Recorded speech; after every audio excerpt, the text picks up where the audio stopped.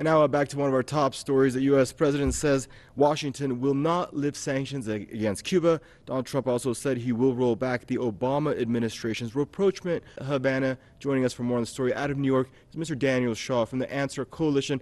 Hello, Mr. Shaw.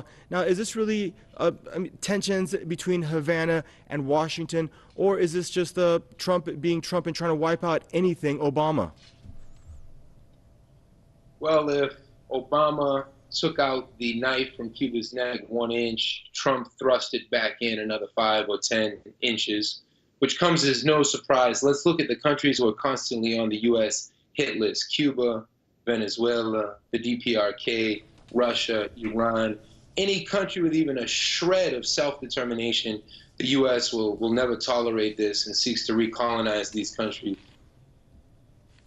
Right, and you know, Trump, he's saying that he will not ease anti-Cuba embargo unless Havana implements democratic reforms. Is he referring to democratic reforms that you see in one of his key allies like Saudi Arabia?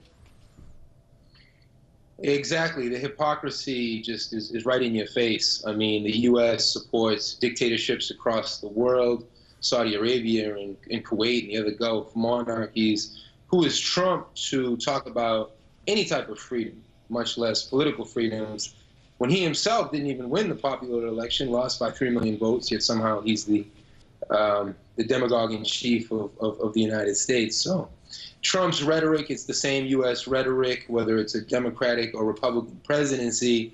They are looking for the decimation of the 1959 Cuban Revolution. But Daniel, didn't he say that I'm a deal breaker? I mean, pardon, not a breaker. I'm a deal maker. I know how to approach leaders. I know how to, you know, he campaigned on the promise of easing tensions with a lot of U.S. adversaries. What happened? Well, we see that Trump's true interest to roll back the clock on any sovereign country who's had any type of economic or political sovereignty from the U.S.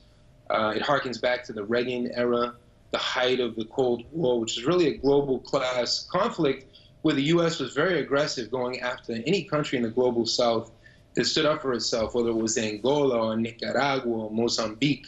And that's what we're seeing now in the Trump years. They don't want to tolerate any country with any semblance of sovereignty. Well, thanks for joining us and for your input, Mr. Daniel Shaw of the Answer Coalition, joining us there out of New York. Thanks, Daniel.